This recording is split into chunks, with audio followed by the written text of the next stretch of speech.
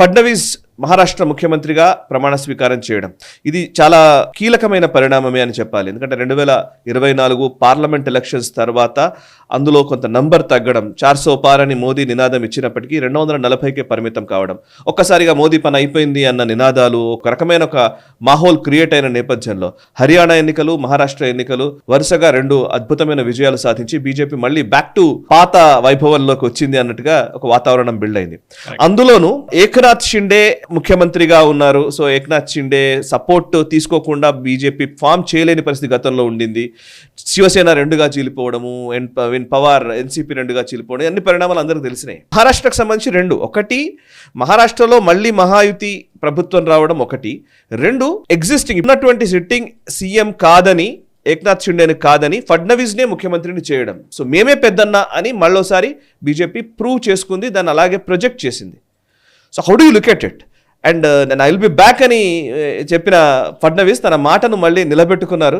So ఆయన్నే మళ్ళీ ముఖ్యమంత్రి అయ్యారు. ఫడ్నవీస్ గారు అప్పుడు చెప్పారు, my Samundar who my Laut కే ఆ జాऊंगा, మీరే ఘర్ మత్ బసానా, నేను తిరిగి వస్తానని అప్పుడు ఈ ఒక ఉర్దూ కప్లెట్ చాలా మంచి చెప్పారు ఆయన.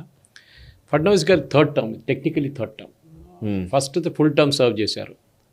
దాని తర్వాత మనకందరికి తెలిసింది ఒక షార్ట్ టర్మ్ వచ్చింది ఒకటి, ఉద్ధవ్ ఠాక్రేతో జరిగిన దాంట్లో అజిత్ పవార్ని తీసుకొచ్చి మెజారిటీ ప్రూవ్ చేయంటే అది జరగలేదు, రాత్రికి రాత్రి ఆ గవర్నమెంట్ పడిపోయింది. కానీ ఇప్పుడు ఏం జరిగింది ఈసారి ఎలక్షన్లో మనకు అందరికి తెలుసు, బీజేపీకి 130+ సీట్స్ వచ్చినప్పుడు షిండేకి 50, వాళ్ళకి 40, అజిత్ పవార్ అట్లా డివైడ్ అయిపోయినాయి అనమాట. బీజేపీ స్ట్రైక్ రేట్ 90%, 80 to 90% దాకా వచ్చేసింది. నేను కూడా ఇప్పుడు అంటున్నాను, బీజేపీ చేసిన పెద్ద తప్పు ఏంటంటే ఇంకో కొన్ని సీట్లు తీసుకోవాల్సి ఉండే, బీజేపీ తీసుకోలేదు. వాళ్ళు తీసుకుంటే సింగిల్ ఎనీవే ఇప్పుడు కూడా వాళ్ళు ఏం చేయలేరు, అటువైపు వెళ్ళినా కూడా ఏం చేయలేరు. ఎందుకంటే వాళ్ళ దాంట్లోనే చాలామందికి అందరు తెలుసు, ఉద్ధవ్ ఠాక్రేతో ఎవరు చేయగలపరు షిండే ఫ్యాక్షన్. అజిత్ పవార్కి సర్వైవల్ ఇష్యూ, ఎందుకంటే ఆయన ప్రూవ్ చేయాలి, ఆయన ఒరిజినల్ అని ప్రూవ్ చేసుకున్నాడు. ఇప్పుడు మళ్ళీ శరద్ పవార్ దగ్గర వెళ్తే మళ్ళీ ఆయన స్టేచర్ డిమినిష్ అయిపోతుంది. ఇద్దరిని వాళ్ళ ఉప ముఖ్యమంత్రిగా ప్రమాణ స్వీకారం చేశారు. ఫడ్నవీస్ గారు ముఖ్యమంత్రి అయ్యారు. దాంట్లో ఫడ్నవీస్ గారు రోల్ ఏంటని అందరు అడుగుతారు. ఇప్పుడు ఎలక్షన్ జరిగినప్పుడు కూడా సాయి గారు ఈసారి ఆయన మరాఠీలో చెప్పారు, అప్పుడు మై పునః అయ్యే అన్నాడు, అంటే ఐ విల్ బీ బ్యాక్ అని అప్పుడు చాలా క్లియర్గా చెప్పారు 2019 అసెంబ్లీ క్యాంపెయిన్ టైంలోనే. కానీ ఇప్పుడు మహావికాస్ అఘాడీ వెళ్ళిన తర్వాత అప్పుడు గవర్నమెంట్ ఫామ్ చేసిన తర్వాత ఆయన కరెక్ట్గా చెప్పాడు, 2.5 years ఏక్నాథ్ షిండే గారు ముఖ్యమంత్రిగా ఉన్నారు. కానీ ఈసారి డెఫినెట్గా అందరికి తెలిసింది డిఫరెన్స్ ఎక్కడ వచ్చిందంటే 2024 ఎలక్షన్స్లో, లోక్సభ ఎలక్షన్స్లో బీజేపీకి అప్పుడు తక్కువ సీట్లు వచ్చినాయి. కానీ చాలా క్లియర్గా ఫడ్నవీస్ గారు ఏం చెప్పారంటే, దానికి దీంట్లో 2 లక్షల ఓట్ల డిఫరెన్స్ వచ్చింది. టోటల్ 2 lakhs అన్నమాట. బీజేపీకి అప్పుడున్న మహావికాస్ అఘాడీకి, బీజేపీ మహాయుతికి ఇద్దరు కలిపేసి 2 లక్షల ఓట్లు డిఫరెన్సే ఉన్నాయి. 1% ఓట్ డిఫరెన్స్. కానీ సీట్లు చాలా తగ్గినాయి బీజేపీకి అప్పుడు, మహాయుతికి. మహావికాస్ అఘాడీ ఏం అనుకున్నారంటే, మేము ఎలక్షన్ గెలిచేసాం కదా 2024, మరి ఏం చేయాలి, ఇప్పుడు అయిపోతుంది ఎలక్షన్. వాళ్ళ భజన్ మండలి కూడా అదే చెప్పారు, గెలిచిపోయింది, అయిపోయింది ఎలక్షన్, ఇంకేం చూడక్కర్లేదని చెప్పేసి. కానీ జరిగింది మన అందరికి తెలిసి ఏం జరిగింది అనేది చాలా క్లియర్గా. ఈ ఎలక్షన్లో 132 సీట్ 132 బీజేపీకి, శివసేన షిండే ఫ్యాక్షన్ అంటే ఇప్పుడు ఒరిజినల్ ఫ్యాక్షన్ అయిపోయింది అనుకోండి 57, ఎన్సీపీకి 41. అదన్నీ కలిపి చూస్తే మనం సేన, ఉద్ధవ్ ఠాక్రే, కాంగ్రెస్, ఎన్సీపీ వీళ్ళ ముగ్గురిని కలిపితే కూడా 46 సీట్లు, అంటే లెస్సర్ దాన్ షిండే ఫ్యాక్షన్. కరెక్ట్. ఎందుకు జరిగింది అనేది అందరికీ తెలుసు. బేసిక్లీ మనం దీని గురించి డిబేట్ కూడా చేసాం, కానీ ఇంకోసారి రీఎంఫసైజ్ చేయాల్సి వస్తుంది. ఎందుకంటే ఒకటి, వీళ్ళందరూ అన్నారు అక్కడ ఉమెన్ లెడ్ ఓటర్స్ ఎక్కువ అయ్యారు, 6% ఓటింగ్ ఎక్కువైంది. రెండవది 66% ఓటు ఈసారి పడ్డది లాస్ట్ 30 సంవత్సరాల్లో జరగలేదు. 30 సంవత్సరాల ముందు 70% ఓటింగ్ జరిగింది. దాని తర్వాత సెకండ్ హైయెస్ట్ ఓటింగ్ 66.6% ఈసారి జరిగింది. దానికి ఒక మేజర్ రీజన్, ఎప్పుడైనా ఈ ఓటింగ్ పర్సెంట్ ఇంత ఎక్కువ అయినప్పుడు 2 కారణాలు ఉంటాయి సాయి గారు. ఒకటి గవర్నమెంట్ మీద కోపం, లేకుంటే గవర్నమెంట్ మీద ప్రేమ, 2 ఉండొచ్చు. ఈసారి జరిగింది ఏంటంటే, ఒకటి ఉమెన్ ఓటర్స్ ఎక్కువ వచ్చారు, వాళ్ళకి స్కీమ్ ఇచ్చారు, అదేదని చెప్తున్నారు. కానీ కాంగ్రెస్ వాళ్ళు 3,000 రూపాయలు ప్రామిస్ చేశారు, కానీ కాంగ్రెస్కి ఓట్ వేయలేదు వాళ్ళు. ఎందుకు వేశారనేది చాలా బుద్ధి. సెకండ్ ఫ్యాక్టర్ వాజ్, మన అందరికి తెలిసిందే, కోర్ ఓట్ బ్యాంక్ ఐడియాలజీ నుంచి మారిపోయిన ఉద్ధవ్ ఠాక్రేకి కోర్ ఐడియాలజీ తిరిగి వచ్చిన బీజేపీకి ఓట్లు పడ్డాయి ఈసారి. బటేంగే తో కటేంగే వాజ్ అ స్లోగన్. అది యోగి ఆదిత్యనాథ్ గారు ట్రేడ్ మార్క్ తీసుకోవాలి దాన్ని, ఎందుకంటే ఇంక మళ్ళీ రేపు అవడం తీసుకెళ్ళిపోతే ప్రాబ్లం అది. బటేంగే తో కటేంగే అని బీజేపీ స్లోగన్ ఎందుకు జరిగిందంటే ఉద్ధవ్ ఠాకరే స్పెషలీ బాలాసాహెబ్ ఠాకరే చేసిన ఆయన తీసుకొచ్చిన పార్టీ లిటరల్లీ లైక్ బేబీ ఆయన పైకి దాకా తీసుకొచ్చిన పార్టీని అమ్ముకున్నారు ఇస్లామిస్ట్ దగ్గర వెళ్ళి ఉద్ధవ్ ఠాకరే. ఆ కోపం వాళ్ళ పార్టీ వాళ్ళకే ఉండే ఆయన సాయి గారు, వాళ్ళ పార్టీలోనే శివసేనిక్స్కి చాలా కోపం ఉంది. సో అది ఈసారి బయటకు వచ్చింది.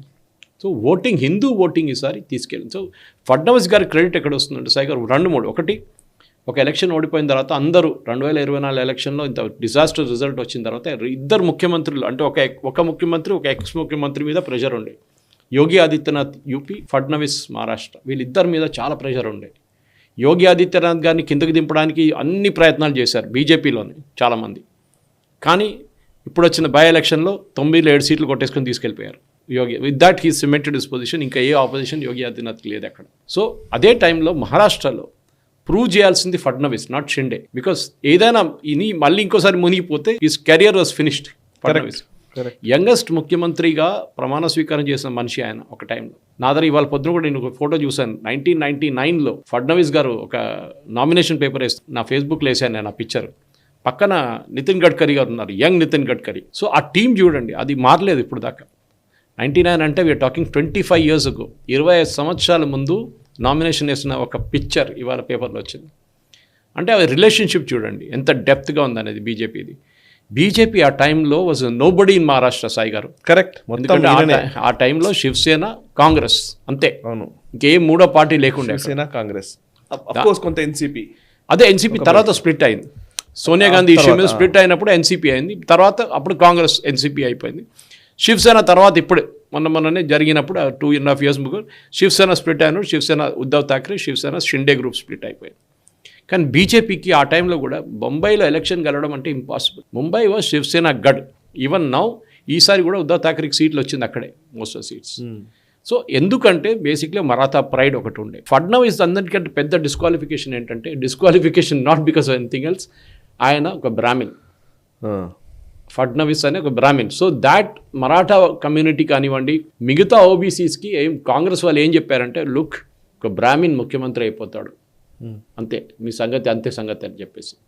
సో ఆ ఒక ఫ్యాక్టర్ కూడా నెగటివ్గా ఉండే. ఆయన పైన చాలా ప్రెషర్ ఉండే. ఈ వాజ్ ట్రెమెండస్ ప్రెషర్. ఇప్పుడు కూడా మొన్న కూడా నెగోసియేషన్ జరుపుతున్నప్పుడు బీజేపీ హైకమాండ్ అదే చూసారంట, ఓబీసీ వాళ్ళు ఏదన్నా దీని గురించి రియాక్ట్ అవుతారా, ఒక బ్రాహ్మిన్ ముఖ్యమంత్రి అవుతున్నాడని. కానీ ఒక మనిషి మిమ్మల్ని క్రికెట్ టీమ్గా కెప్టెన్ లీడ్ చేస్తున్నప్పుడు, ఒక స్టూపెండస్ విక్టరీ తీసుకొచ్చినప్పుడు definitely that captain should continue. And that was Devender Fadnavis. కానీ మన ఇక్కడి నుంచి లెసన్స్ చాలా నేర్చుకోవాలి సాయి గారు. ఎందుకంటే దీని తర్వాత ఏం జరగవచ్చు. బీజేపీకి పెద్ద స్టేట్ ఏం లేదు ఇప్పుడు, తీసుకోవడానికి గుంజుకోవడానికి ఏం పెద్ద స్టేట్ ఎక్కడ లేదు. ఒక చిన్న హిమాచల్ ప్రదేశ్, కానీ కింద ఇక్కడ తెలంగాణ వైపు, కర్ణాటక వైపు 2 స్టేట్స్ ఉన్నాయి. దీంట్లో అన్నిటికంటే డేంజరస్ సిచ్యువేషన్ రాబోతుంది కర్ణాటకలో. తెలంగాణ కొంచెం స్టేబుల్ ఉంది, కానీ కర్ణాటకలో ఏదైనా జరగవచ్చు. రేపు సిద్ధరామయ్య గారిని కిందకి దింపడానికి ఇక్కడ జరిగే గేమ్లో శివకుమార్ గారు ఏం గేమ్ ఆడతారని చూడాలన్నమాట. కానీ తెలిసిపోయింది వీళ్ళందరికీ దట్ మీరు బీజేపీ వ్యతిరేకంగా అంటే హిందువులు వ్యతిరేకంగా మాట్లాడితే మీ ఓట్లు పోతాయి. నేను ఒక చిన్న ఇన్స్టెన్స్ ఇస్తాను సాయి గారు. రాహుల్ గాంధీ సంబల్కి వెళ్ళిండు. రాహుల్ గాంధీ అండ్ ప్రియాంక వాద్రా ఎందుకు వెళ్ళారు మనందరికీ తెలుసు. అక్కడ ముస్లిమ్స్ని కలవడానికి వెళ్ళారు. అఖిలేష్ యాదవ్ ట్రై చేశాడు చాలా మాట. అక్కడ ముస్లిమ్స్ అయితే వాళ్ళు విక్టిమ్స్. అదే టైంలో హిందువుల మీద ఏదైనా అత్యాచారం జరిగితే వీళ్ళు అసలు కనిపించారు, వీళ్ళిద్దరు కనిపించారు. సో హిందువులు కూడా అర్థం చేసుకోవాలి, ఈ రాహుల్ గాంధీ, ప్రియాంక వాద్రా ఎవరి కోసం వాళ్ళు ఓట్లు అడుగుతున్నారు, ఎవరు ఓట్లు వాళ్ళకి కావాల్సింది. అదే టైంలో ఆయన పైన ఒక కేసు ఉండే, సవర్కర్ కేసు మహారాష్ట్రలో. సవర్కర్ గురించి మాట్లాడిన ఏదో బుక్ రాశాడు. ఆ బుక్లో ఇట్లా చెప్పాడు, ముస్లింని కొట్టాను నేను, నాకు చాలా ఆనందం వచ్చిందని ఒక బుక్లో రాశాడని చెప్పాడు రాహుల్ గాంధీ. అసలు ఆ బుక్కే రాయలేదు ఆయన ఎప్పుడు, అట్లాంటి అసలు పుస్తకమే రాయలేదు ఆయన సవర్కర్ గారు. ఆ కేసు నడుస్తుంది.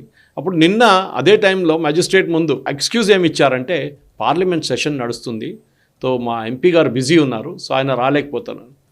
కోర్టుకి రావడానికి టైం లేదు, కానీ సంబల్కి వెళ్ళడానికి టైం ఉంది ఇదే ఆపోజిషన్ లీడర్కి. అక్కడ ఏం డిమాండ్ చేస్తున్నాడు, నేను ఆపోజిషన్ లీడర్, నన్ను బోనియాలని చెప్పేసి.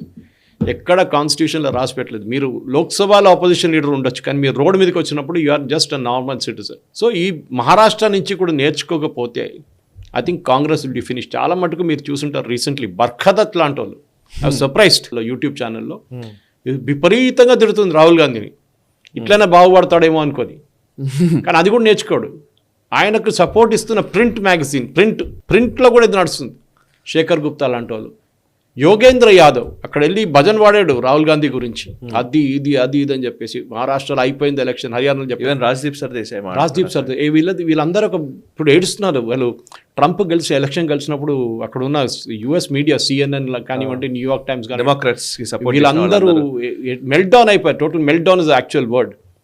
మనకి ఏం చేయాలని అర్థం కావట్లేదు. How can this happen, how can Trump win అంటున్నారు. అదే కదా ఇక్కడ ఈయన అడిగాడు శివసేన వాళ్ళు అదే అడుగుతున్నారు కదా, ఎట్లా గెలిచారు ఈయన ఉద్ధవ్ ఠాక్రే వాళ్ళ గ్రూప్, వీళ్ళు అసలు ఛాన్సే లేదు వీళ్ళకి winnowing, how did the win. So ఆ క్వశ్చన్కి ఇదే ఆన్సర్ అన్నమాట. దట్ హిందువులు అందరు కలిసి ఒక్కరగా ఉంటే ఈ స్టోరీ అక్కడ ఒకటే కాదు సాగర్, మనకి నేషనల్ రౌండప్లో ఇంకా అట్లాంటి ఒక సిమిలర్ స్టోరీస్ రాబోతుంది బహుశా. మీ దగ్గర ఉండొచ్చు ప్రశ్నలు కూడా, ఎందుకంటే ఈ స్టోరీ ఎస్పెషలీ శివసేనకి ఒక పెద్ద ప్లస్ పాయింట్. ఈ వీడియో మీకు నచ్చినట్టయితే లైక్ చేయండి, 10 మందికి షేర్ చేయండి, అలాగే కామెంట్ల రూపంలో మీ అభిప్రాయాలను మాతో పంచుకోండి. Nationalist hub group of channels ను సబ్స్క్రైబ్ చేసుకుని తెలుగునాట జాతీయవాద జర్నలిజాన్ని ప్రోత్సహించండి. ఈ వీడియో కింద ఉన్న బెల్ ఐకాన్ పై క్లిక్ చేయడం మర్చిపోవద్దు.